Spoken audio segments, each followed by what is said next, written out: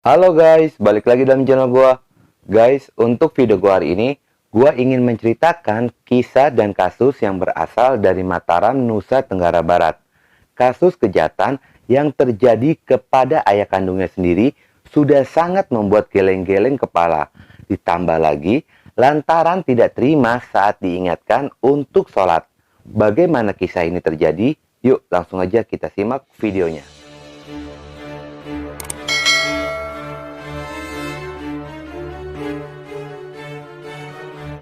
Kisah dan kasus ini pun terjadi 3 tahun yang lalu, tepatnya pada tahun 2019, tinggal satu keluarga di Kelurahan Karangbaru, Kota Mataram, Nusa Tenggara Barat. Pada saat kejadian ini bertepatan dengan bulan puasa di tahun 2019. Namun suasana Ramadan di wilayah itu pun menjadi rusak. Berawal ketika hari Sabtu tanggal 1 Juni 2019 terjadinya keributan antara ibu dan anak, yaitu Fatihah ibunya dan Nur Afriani putrinya, yang tiba-tiba terdengar suara yang sangat keras. Rupanya itu botol pengharum ruangan yang dibanting oleh anaknya. Suara bantingan itu pun terdengar oleh Muhammad Nur Rahmat ketika sedang mengambil wudhu. Selaku kepala keluarga, dia pun langsung datang untuk melihat situasi yang terjadi. Namun pertengkaran itu pun sudah berakhir. Fatihah selaku istri menahan langkah suaminya untuk tidak menegur anaknya dan mengatakan jika dirinya tidak mendapatkan kekerasan apapun. Kejadian itu pun seketika mereda. Dan ketika pada jam 16.00 ayahnya menghampiri kamar anaknya lalu mengetuk-ngetuk pintu kamarnya dengan tujuan membangunkannya dan mengingatkannya untuk sholat asar. Pada saat pintu terbuka, keluarlah Nur Afriani sambil menahan pintu. Tiba-tiba dia langsung menikam ayahnya beberapa kali. Yang rupanya pisau tersebut sudah berada di dalam kamarnya. Pada saat kejadian itu pun disaksikan oleh ibu dari pelaku yang segera berlari keluar rumah untuk meminta pertolongan. Lalu disusul oleh korban berlari keluar rumah dan terjatuh di teras rumah. Kejadian itu pun spontan saja memancing warga untuk datang dan segera melakukan pertolongan dengan membawa korban ke RSUD Kota Mataram. Kondisi korban pada saat itu sangat mengerikan dengan banyak darah di sekitaran rumah. Melihat banyaknya tetangga yang berdatangan lalu membantu korban, pelaku pun segera masuk ke dalam rumah dengan membawa pisau. Pelaku segera mencuci tangannya yang terkena darah. Entah kenapa pelaku pun memotong bagian belakang rambutnya. Warga segera bergerak cepat dengan melaporkan kejadian ini kepada pihak kepolisian. Meskipun sudah melakukan pertolongan kepada korban, namun korban yang merupakan pensiunan TNI AL tidak bisa tertolong dan meninggal pada jam 19.00. Pada saat polisi tiba di lokasi, polisi pun sangat berhati-hati dikarenakan pelaku masih membawa pisau, khawatir akan melakukan penyerangan kepada petugas kepolisian. Hingga akhirnya polisi pun berhasil menangkap dan mengamankan pelaku menuju kantor polisi.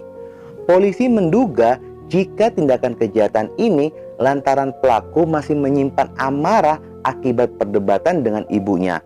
Dari keterangan Fatihah ibunya terungkaplah apa yang terjadi pada awal permasalahan itu. Pada saat itu, pelaku meminta kepada ibunya untuk dibuatkan gerobak untuk berjualan pop ice.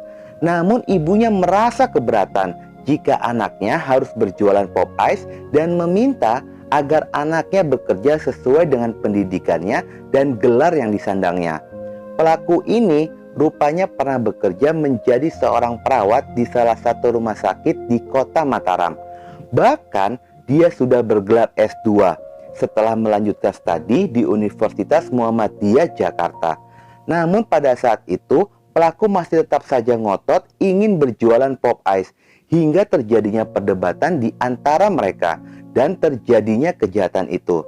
Diketahui selama bertugas menjadi perawat, pelaku ini dikenal sangat temperamen, bahkan sering terjadi keributan sesama rekan kerja. Menurut kesaksian tetangga rumah, Hilda dulu memiliki perilaku pada umumnya dan sangat aktif bergaul. Namun dia mengalami perubahan sikap ketika dia berkuliah di Jakarta dan menyelesaikan gelar S2-nya. Lalu dia pun sempat menikah di Jakarta. Namun usia pernikahan itu pun hanya berjalan seumur jagung, sekitar 3 hingga 4 bulan saja. Lalu pernikahan itu pun berakhir dengan perceraian. Sejak dari perceraian itu, sosok Hilda menjadi sangat tertutup. Bahkan Hilda pun tidak pernah menyapa dan lebih banyak diam. Rasa kesal yang dialami oleh Hilda merupakan rentetan karena dia tidak kunjung dinikahi oleh ayahnya. Hilda meminta untuk dinikahkan oleh ayahnya, namun tidak kunjung dijodohkan oleh ayahnya. Malahan ayahnya pun menyuruhnya untuk bekerja. Rupanya penyebab dia memutuskan berhenti menjadi perawat lantaran statusnya sebagai janda akibat dari perceraian. Namun penyebab ini tidak dijadikan motif dari kejahatannya, hanya sebatas asumsi atau alur dari cerita sebelum kejahatan itu terjadi. Dan motif utamanya adalah kesal tidak diizinkan untuk berjualan pop ice. Adanya kejadian ini pun sempat tersebar kabar mengenai kondisi kejiwaan dari pelaku pun beredar di tengah masyarakat. Banyak yang menduga jika pelaku ini mengalami gangguan pada jiwanya. Tetapi pada saat media melakukan konfirmasi melalui Kasat Reskrim Polres Mataram, AKP Joko Tamtomo mengatakan jika Hilda Nur Afriani tidak menderita gangguan pada jiwanya. Hal tersebut dikarenakan tidak ada riwayat gangguan pada jiwanya dari rumah sakit, sehingga proses hukum pun akan terus berjalan dan terancam dengan hukuman penjara selama 15 tahun. Pada awal penyelidikan semua berjalan baik-baik saja. Namun pada saat polisi akan melakukan gelar perkara, tiba-tiba Hilda histeris dan berteriak memanggil sang ayah dengan panggilan Mami dan mengatakan, "Mami, mau ketemu Mami." Hilda terus berteriak sembari menangis. Polisi yang mendapatkan hal itu pun segera menenangkannya, kemudian dibawa oleh 2 orang poluan kembali ke sel tahanannya. Namun polisi menduga jika itu bukan wujud atas gangguan pada jiwanya, melainkan rasa penyesalan telah melakukan kejahatan kepada ayahnya sendiri. Kasus kejahatan ini pun banyak menarik perhatian netizen untuk memburu akun sosial media milik pelaku. Caci maki menghujani sosial media milik pelaku. Banyak netizen merasa geram dan marah dengan tindakan kejahatan ayahnya sendiri meninggal dunia.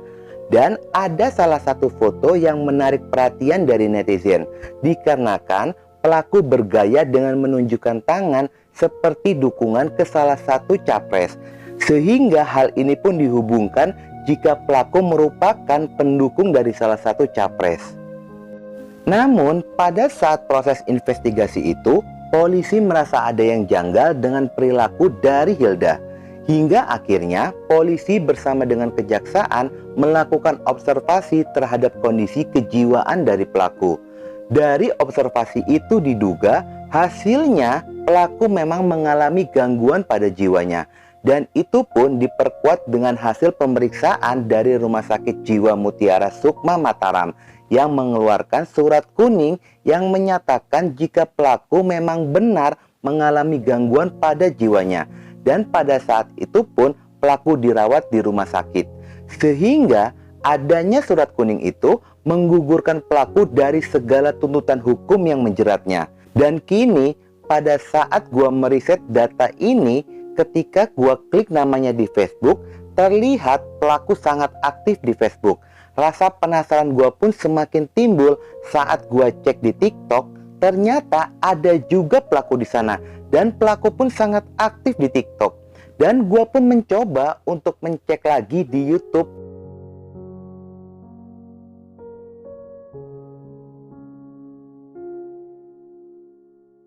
Ternyata saat ini pelaku menjadi YouTuber. Bahkan ada kontennya pelaku sedang mempersiapkan tes untuk menjadi CPNS. Kalian bisa cek sendiri akun medianya. Entah sudah sembuh atau ada sesuatu hal yang lain. Semoga pelaku ini bisa menjadi lebih baik. Guys, sebelumnya gue pernah meriset data tentang oknum polisi menjadi bandar internasional dan berhasil lolos dari jerat hukum lalu dibebaskan karena adanya surat kuning yang menandakan adanya gangguan pada jiwanya. Dengan adanya beberapa kasus ini, pendapat gue pribadi perlunya dikaji mengenai hal ini. Jangan sampai surat kuning menjadi senjata atau surat sakti untuk pelaku kejahatan lolos dari jerat hukum. Karena namanya pelaku kejahatan akan selalu berusaha untuk lolos dari jerat hukum dengan berbagai cara. Oke guys, sekian dulu video gue hari ini. Dan jangan lupa ikuti terus video gue. Oke?